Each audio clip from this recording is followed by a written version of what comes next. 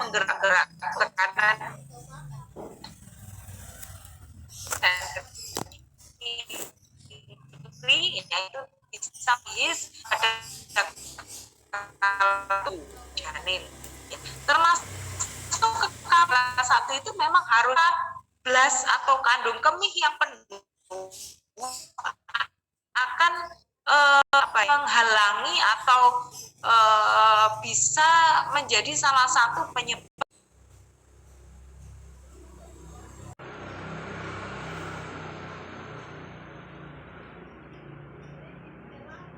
tetap ya harus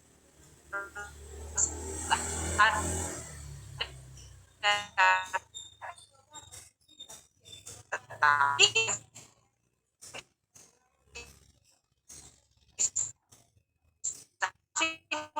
akan penurunan jadi akan selanjutnya sesuai ya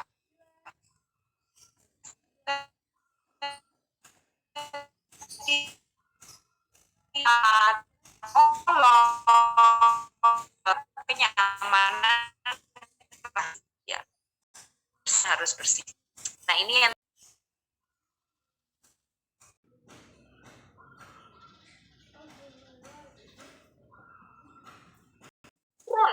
turun sekali dan gelasnya penuh atau kandung kemihnya penuh, maka bisa kita bantu dengan kateter, tetapi tidak boleh dirutinkan. Ya, tidak boleh dirutinkan. Pemeriksaan dalam VT vaginal tuse ya. Jadi VT ini hanya disarankan atau sesuai dengan teori VT ini dilakukan 4 jam sekali. Kecuali ada indikasi ya, tiba-tiba ketuban pecah, tiba-tiba ibunya ingin mengejan, tiba-tiba ibunya kesakitan sekali ya, tiba-tiba keluar darah yang banyak. Nah, ini boleh kita lakukan pemeriksaan dalam sebelum 4 jam ya. Tetapi kalau tidak ada indikasi, saya kok rasanya pengen VT ya, saya kok rasanya pengen belajar VT, nggak boleh ya. Menunggu dulu sampai ada indikasi ya itu. Melakukan lavemen itu huknah atau urus-urus ya, kalau apa ya istilahnya, memang lavemen atau huknah. Jadi ibu dibantu untuk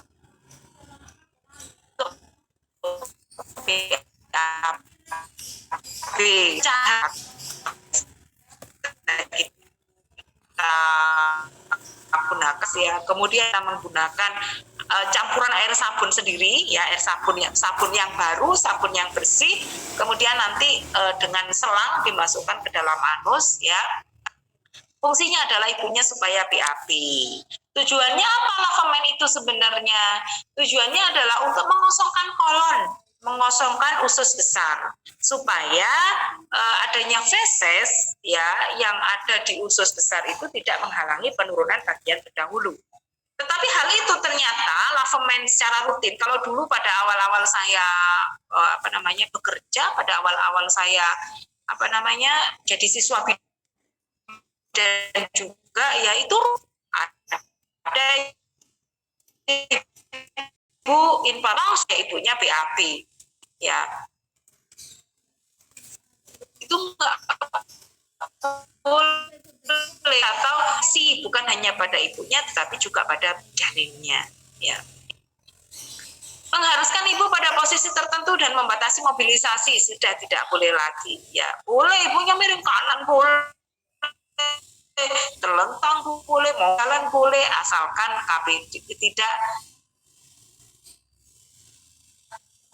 ketuban tidak ada ketuban yang pecah ya, masih boleh ibu jalan-jalan kalau ibunya masih kuatnya.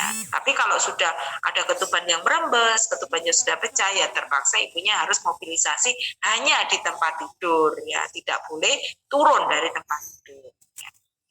Memberikan informasi yang tidak akurat atau berlawanan dengan kenyataan ya, kita harus jujur, kita harus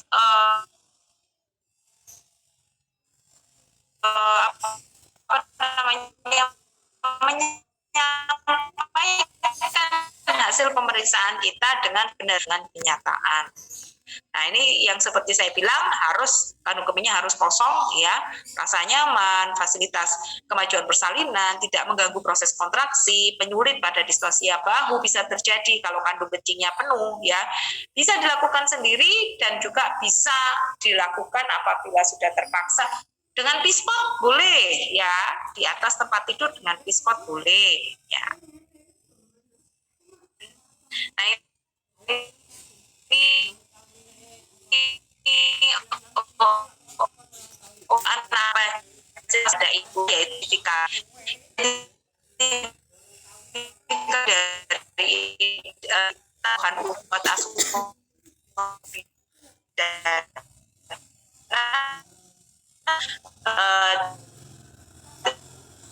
termasuk anak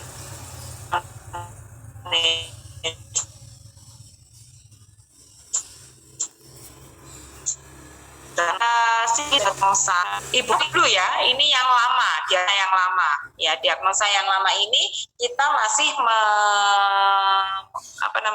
membuat diagnosa yang papih itu artinya ini G2, gravida kedua, hamil kedua, ibu hamil kedua. Nah, ini ditulis dengan huruf Romawi duanya. Tetapi untuk yang selanjutnya kita gunakan angka biasa ya.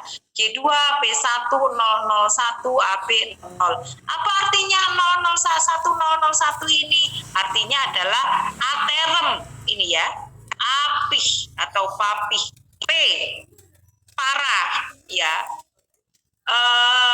Sudah pernah melahirkan apa saja, maksudnya bukan apa saja ini ya, macam jenis, maksudnya apakah ibunya melahirkan aterem atau prematur atau imatur ya, berapa anak hidupnya.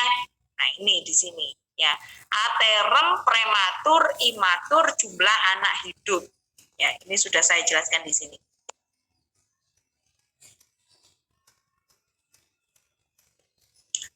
Apih aterem, prematur,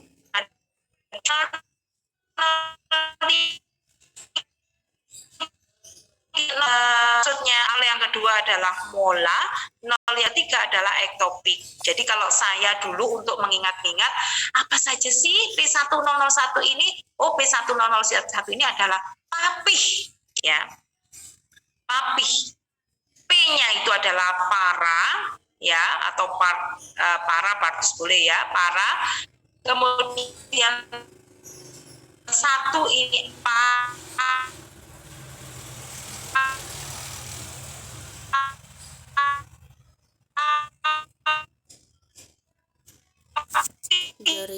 sampai sekarang ya. Tuh, abortus, bagaimana saya cara mengingatnya 000 ini ya? Ame, apa itu ame? Abortus yang pertama, jika ibunya pernah keguguran ditulis di sini ya.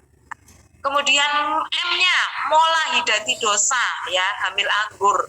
Mungkin ibunya dulu pernah keguguran ternyata hamil anggur ya, tulis di sini ya. Tapi satu aja, kalau sudah abortus ya abortus, kalau hamil anggur ya hamil anggur saja. Kemudian ibunya nggak pernah keguguran, nggak pernah hamil mola, tetapi pernah di luar kandung, berarti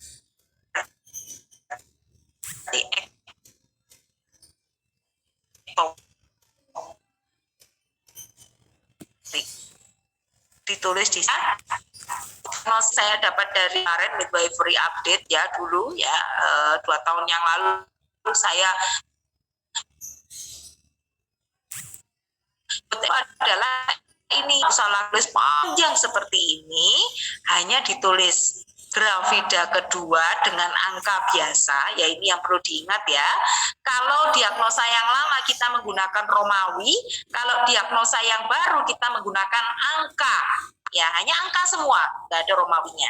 Tetapi lebih simple, lebih pendek diagnosanya ya. G2 P1A0 hanya seperti itu saja. Ya, nah tetapi bagaimana kita mengetahui ini? Kalau kita menulis dengan diagnosa yang baru, kita butuh kolom, ya. Di dalam kolom itu dijelaskan riwayat kehamilan, persalinan, dan nifas yang lalu. Ya, anak pertama umur berapa, anak kedua umur berapa, dulu lahir secara apa, anak ketiga ternyata abortus, oh anak ketiga abortus, makanya kok di situ ada P1. Anak keempat ternyata mola, oh ternyata A-nya 1, oh ternyata 1 itu hamil mola, ya itu. HPHT ya, hari pertama hari terakhir. Taksiran persalinan, ya ini sudah kan, HPHT dan taksiran persalinan sudah di luar kepala. Riwayat penyakit dan riwayat persalinan, termasuk riwayat penyakit ini harus ditanyakan, karena pada saat kita memberikan obat, kita memberikan terapi, kita perlu tahu ibunya ini alergi atau tidak, ya ada alergi atau tidak terhadap makanan ataupun terhadap beberapa obat. Karena kalau berbahaya kalau seandainya kita hanya memberikan obat tanpa tahu ibunya alergi atau tidak, ya sangat berbahaya sekali. Riwayat persalinan, ya. Ini pemeriksaan abdomen sudah kan ya di ASKEP 1 ya, sudah diajari kalau kita perlu untuk mengetahui tinggi itu gunanya untuk memperkirakan aksi janin, ya. Menentukan presentasi dan letak, menentukan penurunan bagian terbawah janin, atau DCJ ya untuk mengetahui apakah ada fetal distress atau tidak, menilai kontraksi uterusnya adekuat atau tidak untuk menentukan apakah perlu diberikan ultratonika bantuan ya induksi atau tidak. Kemudian melakukan pemeriksaan dalam ada 9 yang harus kita perhatikan di pemeriksaan dalam. Kebetulan ini tidak saya tulis di sini, nanti sudah saya siapkan, saya share di grup mungkin ya, bisa ya. Ada 9 hal mulai dari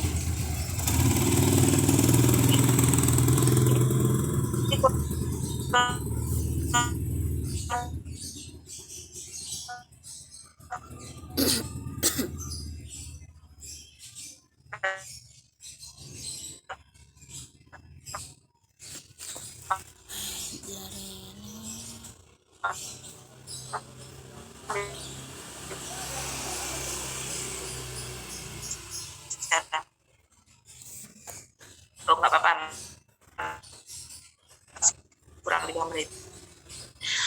Mulai dari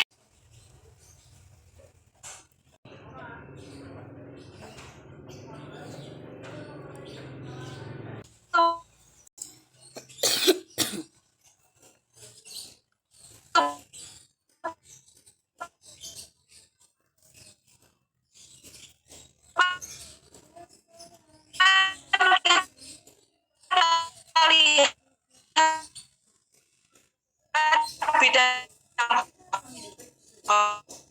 apa atau terdahulu. Bagian terendah itu berbeda dengan bagian terdahulu. Kalau terdahulu itu kepala, bokong itu bagian terdahulu. Ya, kalau bagian terendah adalah kalau kepala kita raba suturannya. Ya. Oh, ternyata ubun-ubun kecilnya ada di jam 11. Kalau bokong bagian terendahnya adalah sakrum. Ya. Kemudian setelah bagian terendah, kita lihat apakah ada molase. Dilihat sutura sagitalisnya. Oh, molasenya 0. Berarti molasenya atau antara sutura sagitalisnya itu tidak berhimpitan, tidak bertumpang tindih. Ya, itu molase. Dan yang terakhir adalah apakah ada bagian terkecil di samping bagian terdahulu. Mungkin ada jari-jari. Ya, oh ternyata ada jari-jarinya ini di sini. Ya, itu bagian-bagian terkecil atau juga bisa tali pusat. Ya, itu. Jadi pemeriksaan dalam itu ada 9. Nah, ini riwayat yang harus diperhatikan. Kita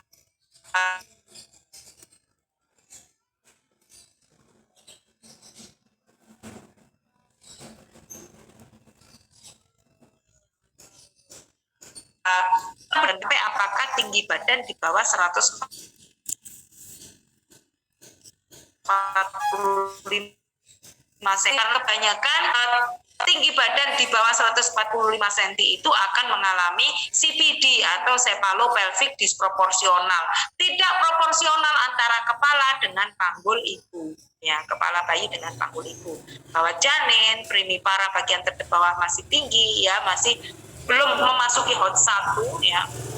Malpresentasi, tali pusat penumbuk, KU jelek atau shock, inersia uteri atau fase laten memanjang, dan partus lama atau kaset. Dan yang terakhir adalah partograf. Ini nanti ada subbabnya sendiri, partograf yang akan saya jelaskan sendiri. Ini hanya gambaran saja.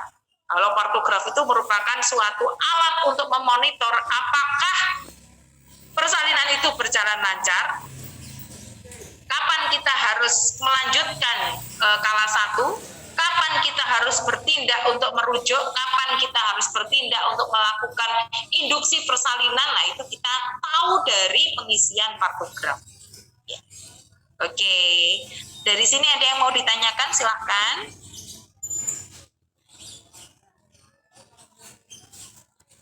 Nanti untuk selanjutnya